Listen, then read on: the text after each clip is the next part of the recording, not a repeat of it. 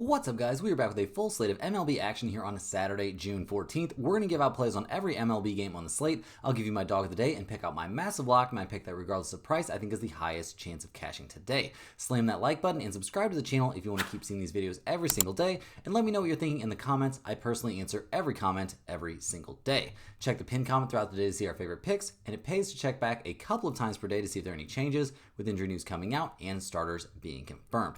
Yesterday, a weird day for sure, guys. Very, very odd stuff out there. Now, started things off weird. We had the over in that Yankees-Boston Red Sox game, over 8.5. Apparently, history for starters does not matter in this series or for these guys because both were lights out in this one. Crochet even tried to go for the complete game, so we didn't get any chances really against the Boston bullpen. So annoying stuff in game one. We had the Brewers minus 160. That was a nice win. A 3-2 win there with Peralta being very solid and Fede struggling, kind of the way we thought he would. We had the no-run first inning there in the Giants-Dodgers game, and unfortunately, a solo home run there against Yamamoto. That's a depressing way to lose a no-run first inning, guys, on a solo home run. So, yeah, I don't know. It still feels like we were on the right side in that one. Unfortunately, take the loss, though. We did have the over there on TJ McConnell's points. Over 7.5. Cashed that one early, even before the game was even close to over. I think it was sometime in the third quarter he cashed that one. So we'll definitely take the win there. Unfortunately, the Padres look like they are laying an egg for us. Have the Padres at plus 105, but they're getting destroyed by the Diamondbacks. Why would I pick the Padres? The Padres have been a thorn in my side all season long. We also had the Mets at minus 166 as our lock of the day. A pretty cheap price for a lock of the day, but unfortunately, they give up a massive 6-run 6th inning. Yeah, I mean, just an implosion there from Blackburn. He gave up 6 runs in the frame and absolutely was the reason we lost that pick. So pretty annoying stuff, but we only fall to 36-12 in the lock of the day. That's pretty good. That's still pretty good. So we're not too upset, but an annoying day. No doubt about it, an annoying day. Let's see if we can bounce back out there on a Saturday. We've got a ton of games to cover, so let's go ahead and hop right in. First on the docket, we're looking at the Miami Marlins going on the road to take on the Washington Nationals. Now, game one of this series is still underway. It's the middle of the 8th inning right now with the Marlins. They're up 11-7 in this game, so pretty good stuff there from the Marlins, especially at the plate. We'll see what they can do here in game two. Now, unfortunately, we don't have any sort of a confirmed starter here for the Marlins, which, is a bit annoying, but for this team, you can kind of make a wild guess that the starting pitching isn't going to look great. They're actually last in the majors in quality starts. They're third to last in earned run average, like they're 26th to last in batting average against. Not exactly what I would term a premium level offense, a premium level offense maybe, but not a premium level pitching staff or a premium level bullpen. So we'll see what happens in this one, see who they end up handing the ball to, but it's not looking super promising either way. The offense obviously coming off a great game, but that kind of, to me, feels like they're due for a bit of a letdown. The last time they scored double-digit runs, the game after that, they scored 2 runs in a 3-2 loss. So we'll see what happens here as they go on the road to take on the Nationals, who are struggling mightily, looking like they're in line for their 6th straight loss. They'll hand the ball to Trevor Williams in this game. He's 3-7 on the year, a 5.91 ERA. His last start was against the Rangers, and he gave up 2 earned runs, 3 runs overall on 6 hits over 4 1/3 innings, and lost that game 4-2. So not a great look there. We'll see what he does here against the Marlins as he faced them earlier in the season, back in early April, and got shelled. So while history burned us there in the Red Sox-Yankees series, we'll be taking a good hard look at whoever the Marlins put on the mound in this one because I think they've got a great chance to win the first 2 games of this series. But like I said, no lines posted yet for this game, so it's going to have to be a wait-and-see spot. Next up, we've got the Cincinnati Reds. They're going on the road to take on the Detroit Tigers. The Reds come into this game 500 on the year after losing game 1 of this series 11-5. So, yeah, not exactly the way they would have wanted to start this series. They'll hand the ball here in game 2 to Brady Singer, who's 6-4 on the year, a 4.59 ERA. His last start was serviceable against the Diamondbacks. 5 innings, 5 hits, 2 earned runs allowed. That was eventually a 4-2 win for the Reds. Over his last 5 starts, I really can't say anything too bad. Now, he hasn't faced the toughest teams. I mean, Milwaukee, Kansas City, Pittsburgh, Cleveland, not a bunch of monsters out there. So we'll see what he can do here against the Tigers. Obviously, a better offensive team. But over the course of the season, I don't have too many bad things to say about Brady Singer. Not like he's somebody that's super high on my best pitcher in the MLB list, but the guy's been serviceable. The Reds' bullpen still not really completely getting back on its feet, all the way up to a 4.15 bullpen ERA. They just can't quite seem to get it right out there in the pen. The offense, I mean, 5, 2, 1, 7, and 4 runs over their last few. They're 10th in the majors in runs scored, but 17th in batting average and 12th in slugging percentage. It's kind of hard for me to figure out right now. Like, is this team actually good offensively? It seems like when they score in bunches, but they also go through these games and these, times where they just don't score hardly at all. So we'll see what they can do here against the Tigers, who are 46 and 25 on the year. They've been cruising, winning 4 out of their last 5. They'll hand the ball in this game to Jack Flaherty, who's 5 and 6 on the season, a 3.41 ERA. His last start was against the Cubs, and he was lights out. 6 innings, 2 hits, 9 strikeouts, 3 walks, and no runs allowed. He's allowed a grand total of 1 run over his last 3 starts, and that's spanning 18 innings of work. And you're not going to be too shocked to hear that the Tigers won all 3 of those games. So very, very good stuff from Flaherty recently. In terms of history against the Reds this season, he doesn't have any, but we'll see what he looks like here, guys. I'm expecting good stuff from Flaherty, no doubt about that, and so are the odds makers, it looks like. Now, the Tigers' bullpen, clearly better than the bullpen that we're seeing from the Reds at the moment, a 3.60 bullpen ERA out of Detroit. No problems there. And the offense is kind of killing it, guys. 11, 4, 1, 5, and 4 runs over their last few games. Over the course of the year, they're 6th in the majors in runs scored, 12th in batting average, 8th in slugging percentage. They've got some hitters out there, guys. Riley Green doing his thing, Torkelson leading the team in home runs. This squad can hit the ball. So looking at the numbers here, I'm not shocked to see the Tigers as big favorites. The Reds are plus 140. The Tigers are minus 170. We've got a total of 8 out there. The Reds are 17 and 18 on the road, 19, 16, and 1 to the under on the road. Detroit is 23 and 9 at home, 20, 10, and 3 to the under at home. I do think under 8 is theoretically live in this game. With the weather turning and stuff like that, I'm trying to stay a little bit away from betting unders, but we'll see how that goes. In terms of a side, I'm definitely taking the Tigers here. Minus 170 is a bit expensive. I'm not interested in taking them at minus 1.5. We're not getting greedy, not making that mistake again, but I do think this is a reasonable spot to be on Detroit. And minus 170, while it looks expensive, I don't think is a problem for them at home. Next up, guys, we're looking at the Pittsburgh Pirates going on the road to take on the Chicago Cubs. The Pirates come into this game fresh off a crazy 2-1 sacrifice fly win there over the Cubs in Game 2. So they'll definitely take that. Obviously, the Pirates not having the best season. We'll see what they can do here, handing the ball to Mike Burrows, who's 1-1, a 5.00 ERA. This is only his 5th start of the year, but he's looked okay. I mean, his first 2 are a bit rough, but his last 2 have been excellent, giving up only 2 earned runs. I mean, I guess 2 earned runs against the Marlins isn't great, but the kid, he's only 25 years old. We'll cut him a little bit of slack. He's trying to make the best of pitching right now for the Pittsburgh Pirates. So we'll see how things work out for Mike Burrows. The Pirates bullpen, obviously, not great, but not terrible. A 4.05 bullpen ERA is better than they've been for the majority of the season. The offense, though, still real bad, guys. 2, 2, 5, 2, 10, and 2 runs over their last few games. You can pretty much, put them up. They're going to score a couple runs, but probably not more than that. They're 29th in runs scored and last in slugging percentage for a reason. So we'll see what they can do here against the Cubs, who are 42 and 28 on the season. They'll hand the ball in this one to Matthew Boyd, who's 5 and 3 this year, a 2.89 ERA. His last start was against the Phillies. He did give up 8 hits, but only a single earned run over 6 innings of work. The Cubs eventually lost that game in 11 innings, but it was not his fault. He hasn't given up more than 2 earned runs over any of his last 3 starts.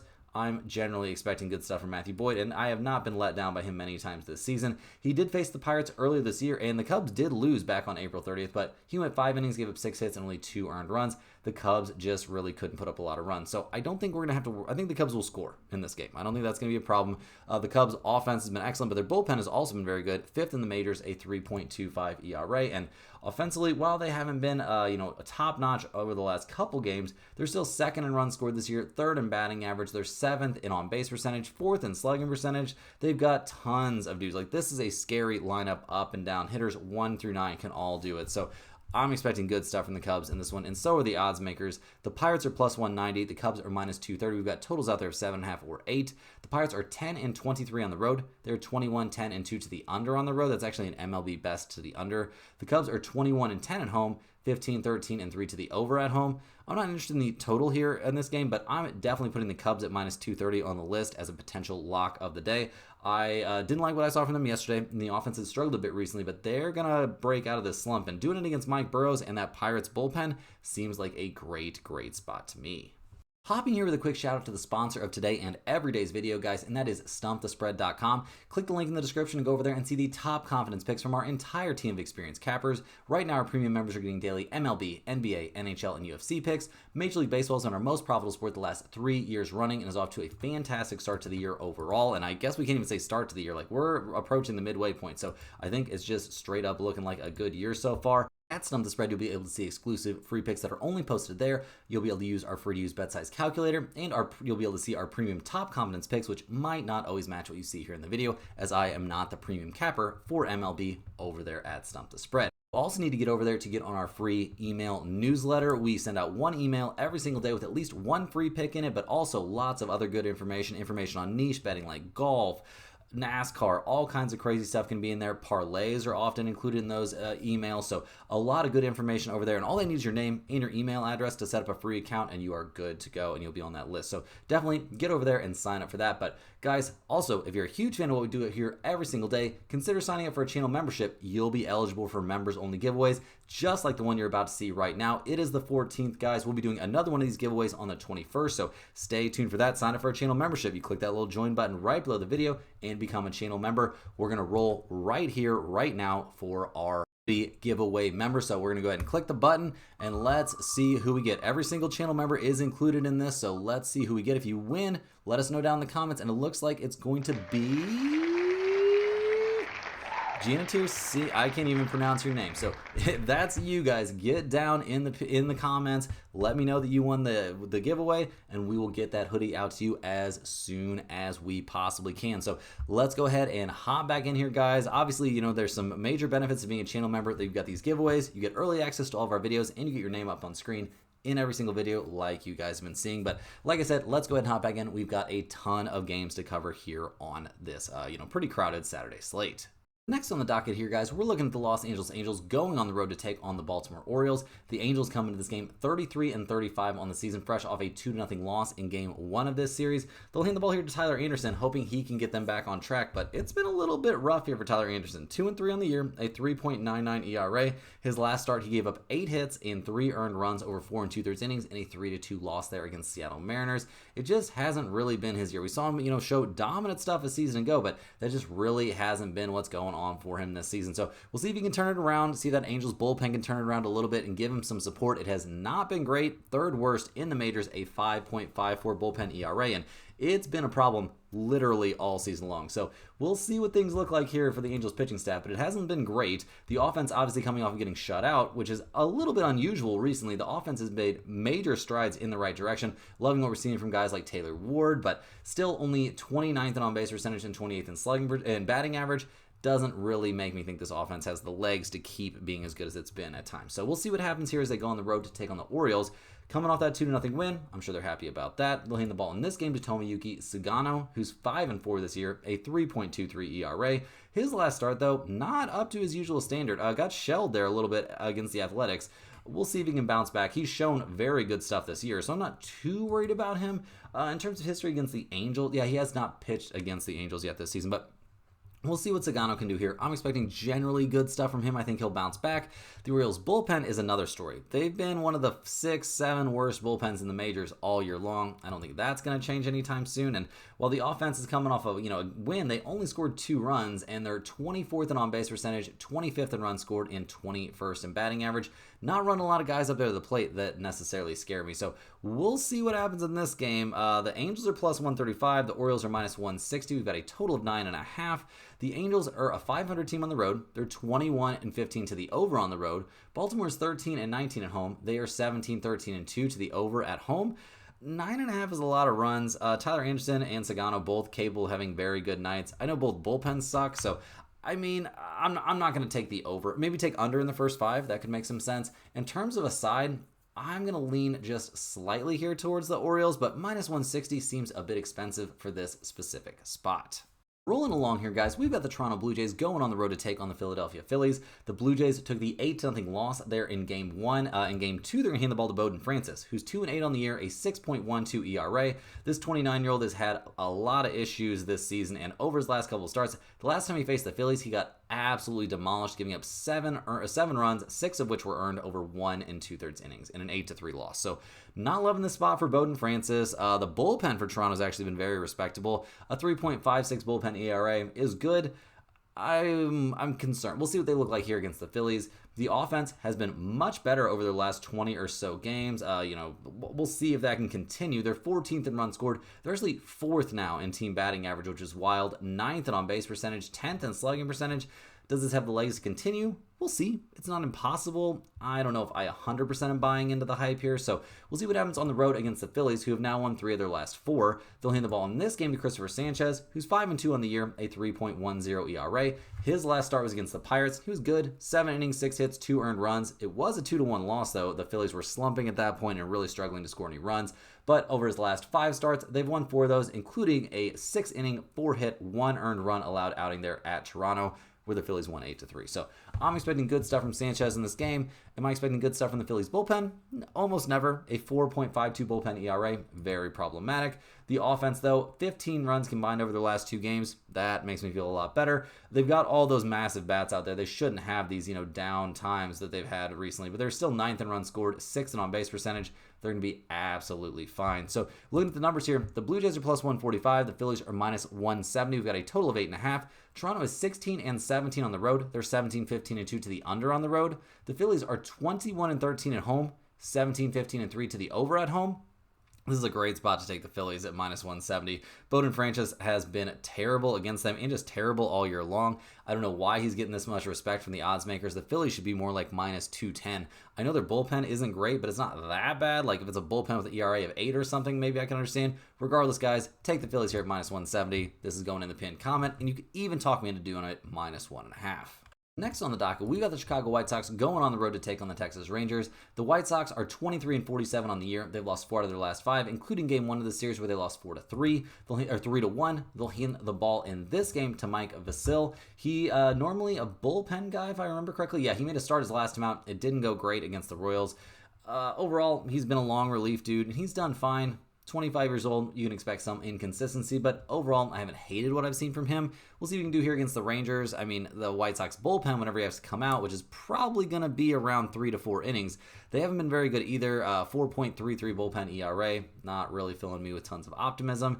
The offense for the White Sox, kind of doing what you would expect, a little bit better than last year, but they're still last in the majors in batting average and 27th in runs scored overall, so it has not been very pretty. So I mean, we'll take a look at what they're going to do here, but it's not looking great. They're taking on the Rangers, who've won 5 out of their last 6. They're handing the ball to Jacob deGrom, who's 6-2 this year, a 2.12 ERA. His last 5 starts have been very lights out. The Rangers are 3-2 over those starts, but I mean, his last time out, 7 innings, 2 hits, 8 strikeouts, no walks, no runs allowed, in a 5-0 win against the Nationals, who I think are a significantly better offensive team than the White Sox. So I'm expecting deGrom to be lights out in this game. I'm expecting the Rangers bullpen to continue to look pretty darn serviceable, guys. 7th or 8th in the majors in bullpen ERA. The offense is where the problems are at, but that's even looked better recently. They scored 3-16, 2-6, 4, 2-16, 4, and 5 over their last several games. They got some guys hitting the ball. There's some hot bats out there for the Rangers. Not something I've said many times this year. So unfortunately, we don't have any numbers for this game, so we're going to have to wait and see in this spot. But the Rangers to win, or maybe an under could be possible in this spot with deGrom on the mound and the Rangers being the biggest under team at home in the majors. That could be a possibility as well, but you'll have to check back and check that pinned comment.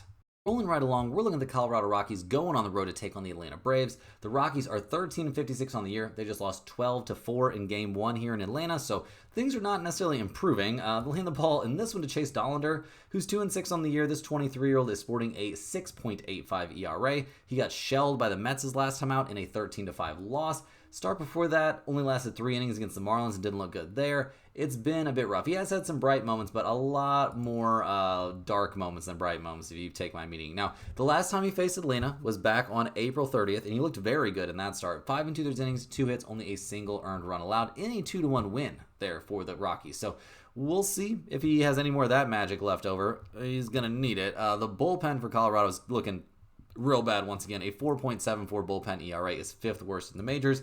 In the offense, pretty clearly the worst offense in baseball, guys. Last in runs scored, 2nd to last in batting average, last in on-base percentage. So going up against the Braves here, they're going to try. The Braves have won 3 out of their last 4, though. They're up to 30-38 on the year, so not having the season they imagined. They'll hand the ball to Spencer Strider in this game, who's 0-5 on the year, a 5.40 ERA. His last start was against the Giants. It was at San Francisco. 6 innings, 3 hits, 4 runs, 3 of which were earned. Not a horrendous start, but when you're pitching for the Rockies, that's not going to result in a win. I mean, over his last 5 starts, I can only say maybe 1 or 2 of them were good, so not somebody that I'm super high on, obviously. We'll see what he can do here against the Rockies. Obviously not a great team. but it's not like he has an amazing bullpen behind him. The Atlanta bullpen hasn't been garbage, but a 3.72 bullpen ERA. Not going to freak out too much about that. The offense seems like it's firing on all cylinders, but I mean, coming off a 12-run game, maybe they're due for a little bit of a letdown. They're 22nd in runs scored. They're 19th in batting average. Not an amazing offense. So I'm pretty shocked to see the numbers for this game, if I'm honest. The Rockies are plus 260. The Braves are minus 330. We've got a total of 9 in this game. The Rockies are only 6-28 on the road. They're 23-11-1 to the under on the road. Atlanta, 18-14 at home, 19-10-3 to the under at home. You could maybe talk me into under 9. I don't think that's insane. I think that's kind of a big number, and both teams showing aggressive trends towards the under, so I think that's fine, but I don't love this spot for the Braves. I'm going to be honest. I like the Rockies here at plus 260 way more than I like Atlanta as more than 3 or 1 to 3 favorites. Like, that's insanity. Give me the Rockies at plus 260 as a very small lean, but don't make me even watch this game, guys. This is going to be pretty weak baseball. Next up, guys, we're looking at the Tampa Bay Rays going on the road to take on the New York Mets. The Rays come into this game fresh off a pretty solid 7-5 win there in Game 1. Now, a lot of the reason they were able to win that game was because of a bullpen implosion there from Blackburn, so that one burned us yesterday, no doubt about it. But the Rays, 37-32 on the year. Don't look now, guys, but they are only 5.5 games back in the AL East, and they are playing well. They'll hand the ball in this game to Drew Rasmussen, who's 5-4 on the season, a 2.22 ERA. His last start was a terrible one. Only by his recent metrics, guys. He gave up 2 earned runs on 6 hits over 6 innings, which is crazy because he hadn't given up an earned runs in like a month. So Bro has been throwing the ball amazingly well. I'm expecting to see him run it back in this one. I mean, going up against the Mets is a lot tougher than going up against the Marlins, but Rasmussen is looking amazing out there. The Tampa Bay bullpen also has not really been a problem, guys. They're third best in the majors, a 3.14 bullpen ERA, and the offense coming up with 7 runs. Not a bad look, guys. 7, 3, 1, 10, 3, and 10 over their last few games. They're up to 12th in the majors in runs scored, 19th in on-base percentage, 16th in batting average. They've got some bats out there, guys. They're starting to look like a scary team, so we'll see what they can do here against the Mets, who obviously coming off that loss, probably not feeling great. Senga dealing with a low-grade hamstring strain. That's not ideal. The Mets will hand the ball in this one to Taylor Miguel, who's 5-4 this year, a 3.76 ERA. He just gave up 2 earned runs on 3 hits over 5 innings of work against the Rockies. Now, that was a 13-5 win, but he didn't look that sharp out there. He hasn't looked that sharp over his last few games. Got knocked around by the Dodgers, gave a few runs to the White Sox. He did look good against the Red Sox back on the 21st of May, but not somebody that I feel like has been throwing the ball amazing this season. I don't think, he has not faced Tampa Bay yet this year, so we'll see what he can do, but he's catching them at kind of a tough time. Now, the Mets bullpen's been amazing. A 3.06 bullpen ERA is still second best in the major leagues, despite what went on yesterday. And offensively, this is a scary team as well. Now, they've been making a lot of noise against bad teams like the Nationals and the Rockies. So we'll see what they can do here against the Rays, but obviously not about to write off this Mets offense. Now, looking at the numbers here, the Rays are plus 115. The Mets are minus 135. We've got a total of 7.5 in this game. The Rays are 13-12 on the road, 15-11 to the under on the road. The Mets are 27-8 at home. That's an MLB best mark at home. They're 20-13-2 to the under at home.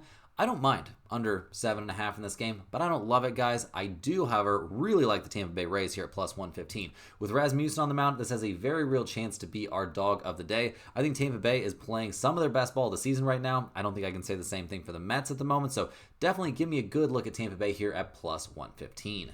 Rolling right along, guys, we've got the Minnesota Twins going on the road to take on the Houston Astros. The Twins come into this game fresh off a 10-3 loss there in Game 1 of this series, so that's not a great look. The Twins are floundering for sure. They'll hand the ball to Joe Ryan in this game, who's been great. A 7-2 record, a 2.96 ERA. He's coming off a decent but not dominant start against Toronto. 5 innings, 4 hits, 3 runs, 2 of which were earned in a 6-3 win. The Twins are 5-0 over his last 5 starts.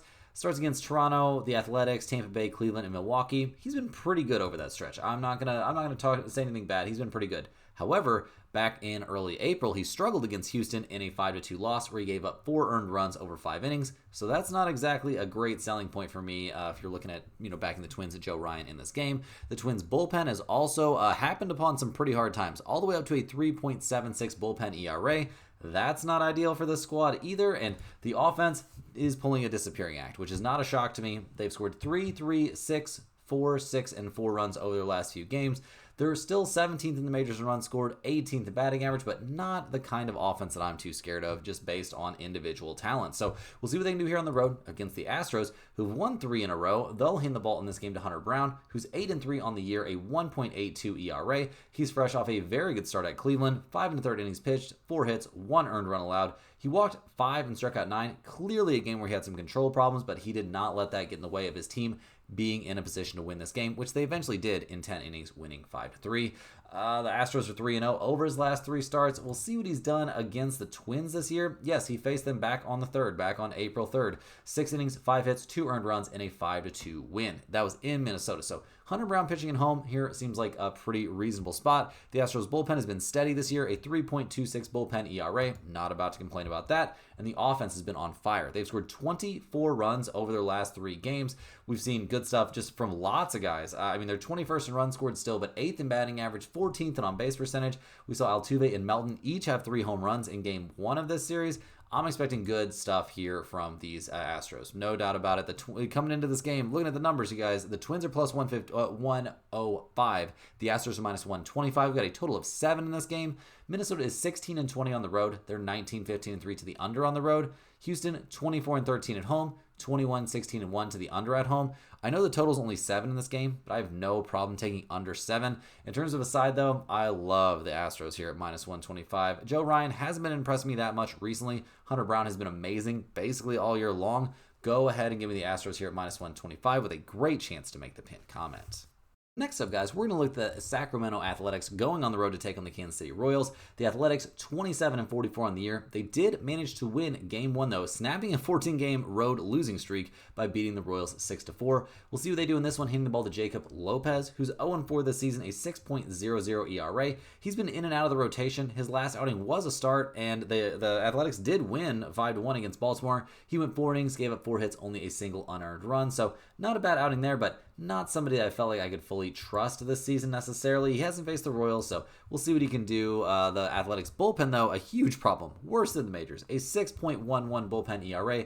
Obviously atrocious. The offense, while it's looked great at some points, has been wildly inconsistent, really all over the place. They're still 13th in the majors in runs scored, 9th in batting average, 10th in on-base percentage, so not an offense you can turn your nose up at, but I don't know if I fully trust it. So we'll see what they do here on the road against the Royals, a very offensively challenged team. Kansas City has now lost 4 in a row and 6 of 7. They'll hand the ball to Michael Lorenzen, hoping he can turn things around for himself and for them. He's 4-6 on the year, a 4.94 ERA. His last start was very good, but it was against the White Sox, so let's not overreact to that too much. We'll see what he can do here against the Athletics. I don't believe, no, he has not faced them yet this season, but not loving what we've seen overall from Lorenzen. The bullpen for the Royals has been very good. It's really, been one of the few bright spots for them this season. A 3.45 bullpen ERA is good. The offense, though, is terrible. They've scored 4, 0, 3, 2, 7, 1, and 2 runs over their last few games. It's not looking great. They're second to last or third to last in runs scored. They are 26th in slugging percentage. This is a weak team at the plate. So looking at the numbers here, I'm a little bit surprised to see them be such big favorites. The Athletics are plus 134. The Royals are minus 158. We've got a total of 9.5. Sacramento is 14-21 on the road. They're 17-13-5 to the over on the road. Kansas City is 19-16 at home, 21-14 to the under at home. I don't love the total in this game, but I do think the Athletics at plus 134 is the side you want to be on. The Royals are not doing anything good right now. They are aggressively slumping. I think the Athletics could definitely sneak a win here, and you could even see a decent game out there from Jacob Perez.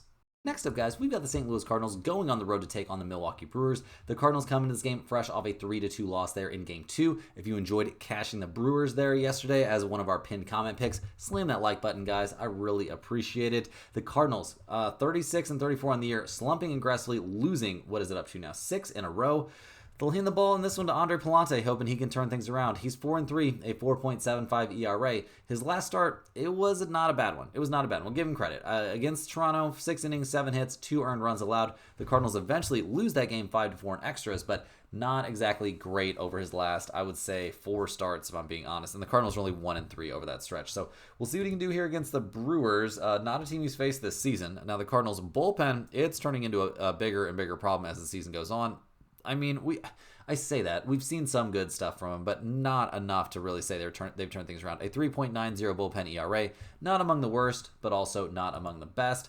the offense has fallen off a cliff. Something I thought would happen earlier in the year, if I'm being totally honest, but 2-0 and 2 runs over their last 3 doesn't have to be a full-on slump. They're still 8th in runs scored on the season, 5th in batting average, but it hasn't looked like the offense is looking early on. So we'll see what they can do here against the Brewers, who are 38 and 33 on the season, winners of 3 out of their last 4. They'll hand the ball to Jose Quintana, who has been pretty reasonable. 4-1, a 2.66 ERA. His last start was against San Diego. 5 innings, 5 hits, 1 earned run allowed in a 4-3 win. The last time he faced the Cardinals, 5 innings, 5 hits, 1 earned run allowed in a 7-1 win, and that one was in St. Louis. This one will be at home, so I'm expecting good stuff from Quintana in this game. I'm expecting the Milwaukee Brewers bullpen to continue to be mediocre at best. A 4.33 bullpen ERA, not amazing. The offense, I'm not going to say it's coming alive. I mean, 3, 6, 2, 4, and 1 runs over their last few games is not amazing. They're still 11th in runs scored, but 23rd in batting average and 28th in slugging percentage. Not an elite level offense. But despite that, looking at the numbers here, the Cardinals are plus 105. The Brewers are minus 125. We've got a total of 8. St. Louis is 14 and 19 on the road. Not a great road team. 17, 15, 1 to the over on the road. Milwaukee 21 and 14 at home. 22, 12, and 1 to the under at home. I think we have to seriously consider the Brewers here at minus 125 for the pinned comment. I mean, Quintana's been so good and has good history against the Cardinals this year. Palante's been all over the place recently, and the Cardinals are slumping. Give me the Brewers here at minus 125. I know that would be a 3rd straight win here, but I don't think that's too crazy. Next up, we're looking at the New York Yankees going on the road to take on the Boston Red Sox. The Yankees and Red Sox let us down yesterday. We had the over in that game, and somehow neither pitcher cared anything about the history they had against this team and just went out and put up great performances. The Yankees lost that game 2-1. They'll hand the ball in this one to Carlos Rodon, who's 8 and 4 on the year, a 2.87 ERA. His last start, 5 innings, 3 hits, 5 earned runs allowed against Boston. Not his best outing. He's been lights out this season, but that was a huge, huge struggle. So maybe we see Rodon turn things around here against a team that he struggled against the last time he faced them. It's not impossible. We just saw it happen. The Yankees bullpen, very solid, a 3.70 bullpen ERA. Not as good as they looked early in the year, but still pretty decent. The offense, where has it gone, guys? They've scored 1, 6, 10, and 7 runs over their last couple games. 2 runs combined in the last 2 games is not Yankees offense, guys. Judge still batting 390, still with 26 home runs. They're still 3rd in the majors in runs scored and 2nd in batting average, but this is a team that's supposed to be putting up big crooked numbers constantly. That's not happening right now. So we'll see what they do against the now streaking Red Sox, who've won 5 out of their last 6. They'll hand the ball to Hunter Dobbins, who's 3 and 1 this year, a 4.20 ERA. His last start was against the Yankees, 5 innings, 4 hits, 3 earned runs, including 2 home runs surrendered. Doesn't look great, but the Red Sox won that game 11-7, so we'll see if we get something similar in this one. The Red Sox bullpen currently looking better than the Yankees, a 3.49 bullpen ERA. The offense, though, not lighting up the scoreboard, but doing enough to get the job done. 2, 4, 3, 8, 11, and 10 runs over their last few. I mean, we'll see. They're 5th in runs scored. They're 7th in batting average. This is supposed to be a top 5, top 10 offense. At times, it's definitely looked like it. At other times, it definitely has not. So, looking at the numbers here, the Yankees are minus 170. The Red Sox are plus 143. The total here is 8.5. The Yankees are 21 and 13 on the road. That's an MLB best road mark. They're 17, 16, and 2 to the under on the road. Boston, 20 and 17 at home. 20, 15, and 2 to the under at home. Well, I'm not going to flip-flop here and take the under, but I will lean just slightly towards the Yankees at minus 170 with, under the idea that Rodon will have a bounce back, but minus 170, way too expensive of a price for me to be very, very seriously interested. Next on the docket, we've got a team that let us down aggressively yesterday. We had the Padres as our dog of the day. That was a huge mistake. A mistake we won't be making again soon. Mark my words. The Padres, 38 and 30 on the year, losers of 3 of their last 4, will hand the ball in this game to Ryan Bergert. This kid, 25 years old, so maybe kid is a little bit harsh, but his last 2 outings have been very good. Taking on the Giants, 5 innings, 6 hits, 2 earned runs in that game. A win for these Padres. His last time out, 5 1/3 innings, 1 hit, no runs allowed, walked 4, and struck out 4 against Milwaukee in a 1-0 win. So he's been one of the few bright spots for the Padres this season. Now, the bullpen is another bright spot, a 3.14 bullpen ERA. Okay, very solid there, but the offense is gone. 1, 2, 11, 7, 1, 3, and 2 runs over their last several games. Tatis has fallen off a cliff. This team's power numbers have fallen off a cliff. They're 23rd in slugging percentage, guys. 15th in batting average, 20th in runs scored. The Padres just can't hit it anymore. That's all there is to it. So we'll see if that changes over the course of the year. But we're 68 games in, guys. We're approaching the halfway mark, and it is not looking great. So we'll see what they do here on the road against these Diamondbacks, who are 35 and 34 on the year, winners of 4 in a row. They'll hand the ball to Zach Gallen, who's 4 and 8 this year, a 5.15 ERA. Starting pitching for the Diamondbacks this year has been a disaster. His last time out was at Cincinnati, 6 2/3 innings pitched, 6 hits, 4 runs allowed. All of them were earned. He gave up 3 home runs in that game. Zach Gallen has not looked good this year. There's just no way around that. Neither has that Arizona bullpen, guys. Fourth worst in the majors, a 5.21 bullpen ERA. Now, the offense is great. They scored 5, 5, 10, and 8 runs over their last few games, but they are going to need those runs every single time they go out there. I mean, yeah, they're 4th in runs scored. They're 6th in batting average, 3rd in on-base percentage, but every single night they're going to need every bit of offense they can get. So looking at the numbers for this game, the Padres are plus 123. The Diamondbacks are minus 150. We've got a total of 9.5. The Padres are a 500 team on the road. They're a slight under team on the road. Arizona, basically a 500 team at home, and they're a slight under team at home as well. I mean, I'm not taking over 9.5, so I guess I lean towards the under. And I'm not putting the Padres at plus 123 in the pin comment, but they are definitely my lean here. Going up against Zach Gallen. Burgert's been really good. Maybe he'll be good again. And Zach Gallen's been terrible. So not going in the pin comment, but I do like the Padres here a little bit. Rounding into the home stretch, guys, we're looking at the Cleveland Guardians going on the road to take on the Seattle Mariners. The Guardians, 35 and 32 on the year. They're actually, did they finish this game yet? No, they just finished their game again. The game 1 there at Seattle. The Mariners winning that one 7-2. So not good news there for Guardians fans. They'll hand the ball in this one to Tanner Bybee, who's 4 and 6 on the season, a 3.81 ERA. His last time out, he was good against Houston, 6 1/3 innings, 5 hits, 2 earned runs. Nothing too bad about that. We'll see what he can do against Seattle, not the hardest hitting team out there for obvious reasons. He hasn't faced them yet this year, but Bybee has done some good things, so I'll give him a bit of credit. The bullpen for Cleveland, not nearly as good as last season. We need to stop saying that, guys. It's a whole new year, but we're used to seeing Cleveland be one of the best bullpens in the majors, and they're still decent, but not among the best in terms of the offensive situation for Cleveland. Coming off a game they scored 2 runs doesn't look great. Maybe it was a predictable letdown after they scored 11 in their final game against Cincinnati. Over the course of the year, they're 23rd in runs scored and 24th in batting average. They're putting way too much on the shoulders here of Jose Ramirez. He's batting .331 with 12 home runs. That's great, but not enough to carry an entire MLB offense. So we'll see what they do here against the Mariners. Coming off that 7-2 win in game 1, they'll hand the ball to George Kirby, who's 1 and 3 this year, a 6.53 ERA. This kid's coming off the start of his life. His last time out, 7 innings, 2 hits, 2 earned runs allowed. He struck out 14 and walked 0 in a 3-2 win against the Angels.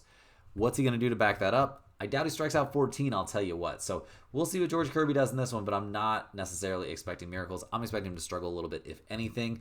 The bullpen for Seattle has been serviceable, but not elite this year, and has struggled a bit recently, all the way up to an ERA of nearly 4. So not a bullpen that we can super trust at the moment. And the offense, while it's coming off a 7-run game, has not been nearly as good as it was in the early goings. They're all the way down to 20th in the majors in batting average. They are 13th in slugging percentage. Just not a team that runs a lot of super scary guys up there to the plate, or not nearly as scary as they looked in the early going. So looking at the numbers for this game, the Guardians are plus 110, the Mariners are minus 130. We've got a total of 7. Cleveland 16 and 17 on the road, a 500 over/under team on the road. Seattle 16 and 17 at home, 18, 13, and 2 to the under at home. Well, I'm certainly not taking under 7 in this game. That seems insane to me, but I'm also not taking the over. In terms of a side, I'm going to lean here slightly towards the Guardians at plus 110 because I think Kirby's going to struggle a little bit after that massive outing, but not a game that I see any value.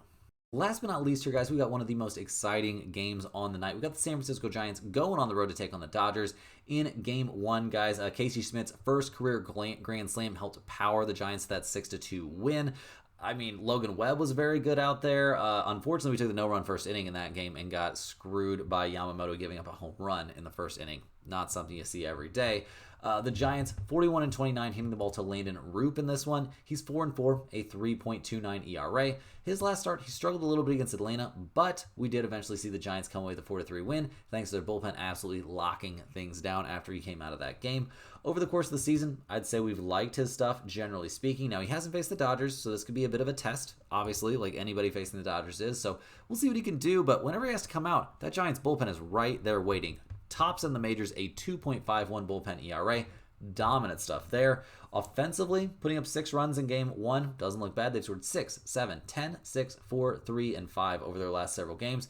That is a big step in the right direction for an offense that got off to a hot start, cooled off drastically, Currently 15th in runs scored, but 25th in batting average and 24th in slugging. So we'll see what happens. They're not really at full strength. Chapman beginning his rehab in a week here, so we'll see when they can get him back.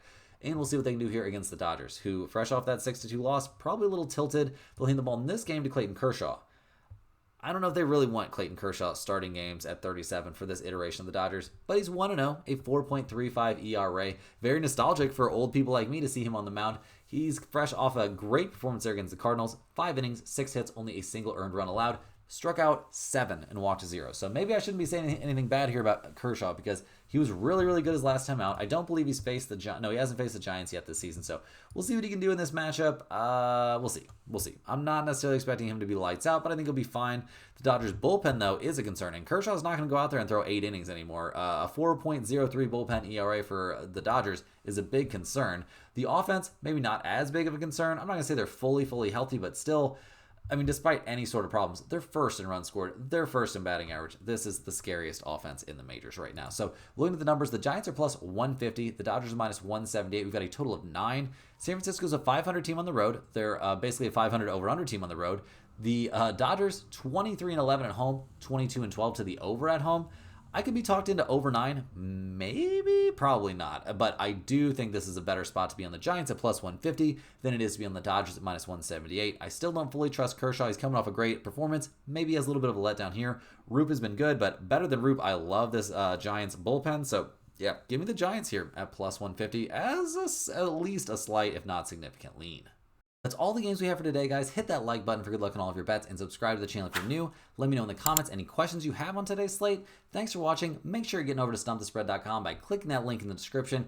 Get on that free email list, if nothing else, and check out everything else we offer over there. Guys, I really appreciate all of you for watching these videos. We will be back here same time, same place tomorrow for more sports betting action. And make sure if you won that giveaway that you're getting down in the comments.